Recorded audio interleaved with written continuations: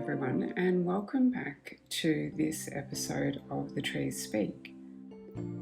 I draw in these episodes trees that, well, they're speaking to me. They're telling me little stories that they want to convey. This particular tree, or this drawing, was a little bit difficult to do actually. Some of them are quite emotional, but I'm just really delivering what is coming through me. So this message was about compassion. And I think we need compassion now more than ever. We are all seeing things so very differently. There is such a great divide with our human perspective on things as we are going through many, many difficult times. And I think this image is going to convey that message quite readily about what one person's point of view is in relation to somebody else's point of view. Over time, we have, in humanity, we've had a couple of world wars, and we disagree in families and on a global scale, on governmental scales, neighbourhood scales, and now, yes, it seems to be there is global divide within nations, almost like civil wars. But we know that war doesn't create peace. War creates more fear. It's a control situation. So if you're trying to control someone and say, here, do the right thing, why don't they obey you? Why don't they? If you think your thing is right and you wonder why they don't obey you.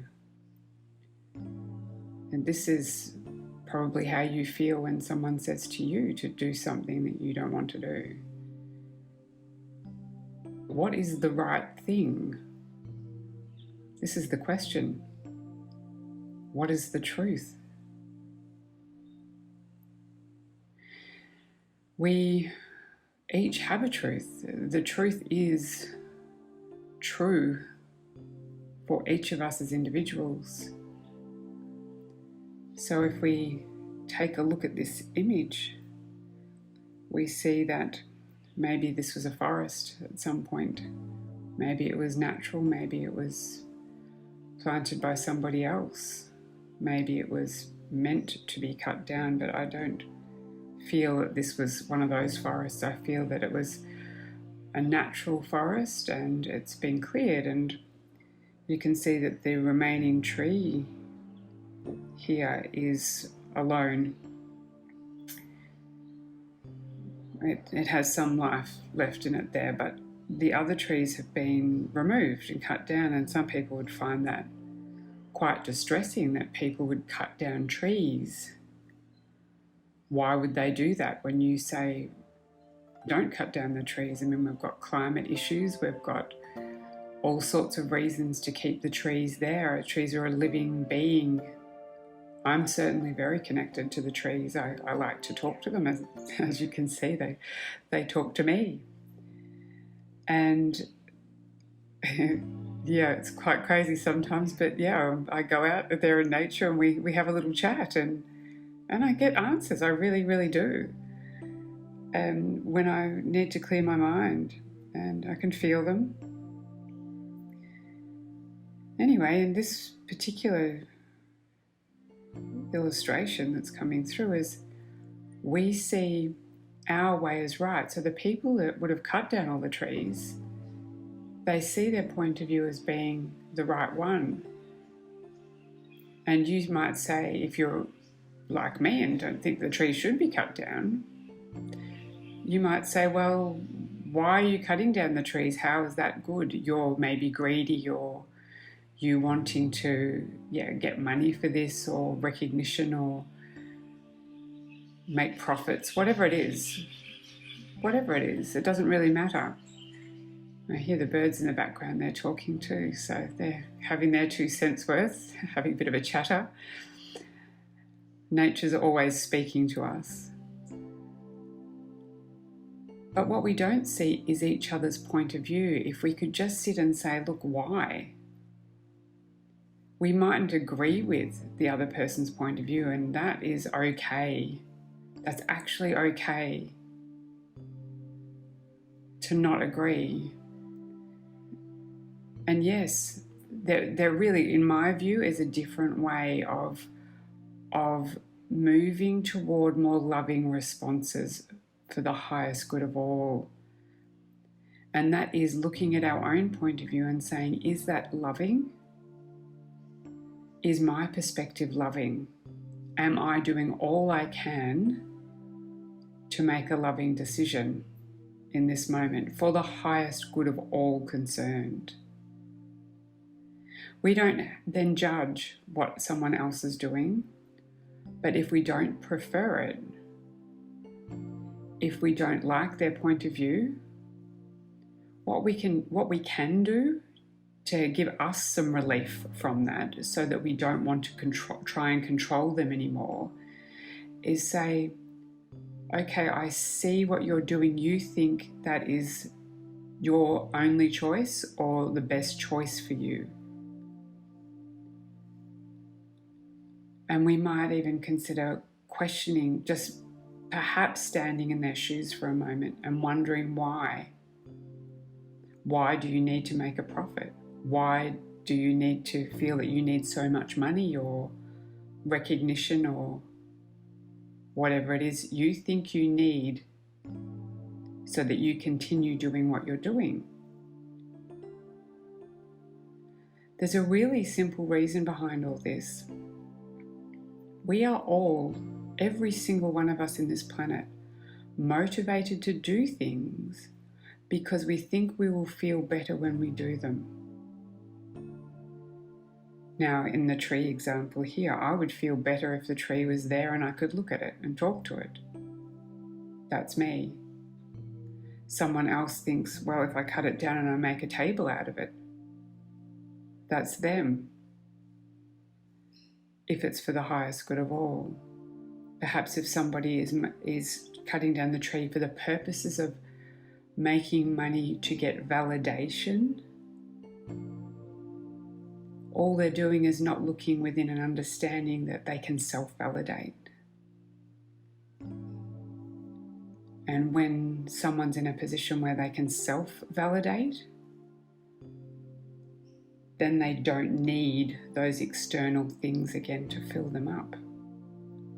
Then they have no need to go and cut down the trees and affect our climate. I mean, I don't want to get into a climate change debate at all because that's not my area of expertise. All I know is that if we individually take care of our own space, of how we react to the world in the most loving way, we actually do it for everybody else. We can see nature is connected. Nature is totally connected, and it's always telling us stories. And here in this tree, you can see there's some sadness about that the tree has been cut down, left alone. It is feeling that. And it really is important to express how we feel, not to hold back and be Pollyanna and say, oh, well, we'll just be positive about all this. Yes, feel it. Feel this is devastating or sad or whatever it makes you feel. It's not for me to say how you should feel. It's for you to see how you feel. This is the most important thing. How do you feel about things? And if it's negative, why? This is a big conversation, and I'm just opening this idea up really to give another perspective. Let's have a look at maybe why people are doing the things they do, rather than standing in judgment and blame and saying this is bad. Because whilst we might not prefer this kind of behaviour, whilst we might not prefer being controlled, or if someone's cutting down my trees that I love, I feel that they're controlling my environment. So what do? I look at that and say, what is happening? Why? What could we do? We can see things in a different way. We can say, oh, I see there are people out there crying out for love. How do we bring more love into the world? And if every single one of us does this, and well, not everyone can so readily, but there are a lot of us that actually can, and stop with bringing the negative energy into something that appears to be bad. If we can bring a more of a, how can I bring love into this situation? When we see negative things happening, we are doing so much for the overall energy of people, because we're not feeding back into the negativity. We're not then going at these people with, you're wrong, you're bad, I am right, do it my way. Because that doesn't solve anything. As we know, you cannot make people do things that they don't want to do. It's like when a parent sends you to your room. Do they think you're grateful for that? We put people in jail. Do they think, oh, thank you for putting me in jail, I really like you for doing that? Maybe, yeah, it's a little bit of time out to calm your energy down, to get out of the swirl of negative energy. Maybe there's something in that, but more often than not, we want to punish people for being bad. And punishment doesn't make people grateful. It makes people resentful. People tend to respond with a negative energy, and of course, that just perpetuates the negativity. So if we can look at things with a compassionate view, this is a little bit in line with forgiveness. I might talk about forgiveness another time, but I like the word compassion because I feel that, oh, I see you. I see you there on your journey with your perspective of life. What made you want to make choices like this? Do you not feel love? Because when you feel absolute love, you don't need anything. You don't need to control anybody else. You don't need money to make you valid and worthy. You don't need someone else's power to make you feel powerful. You have your own. So we thank these trees, and hopefully, when they sacrifice themselves this way, they can show people that, yeah, let's feel that for them, and let's find how we can bring love. How can we bring love into negative situations? Have compassion for all the players. See that their truth is true for them, like my truth is true for me. Bring love. The trees speak. Thank you so much for listening.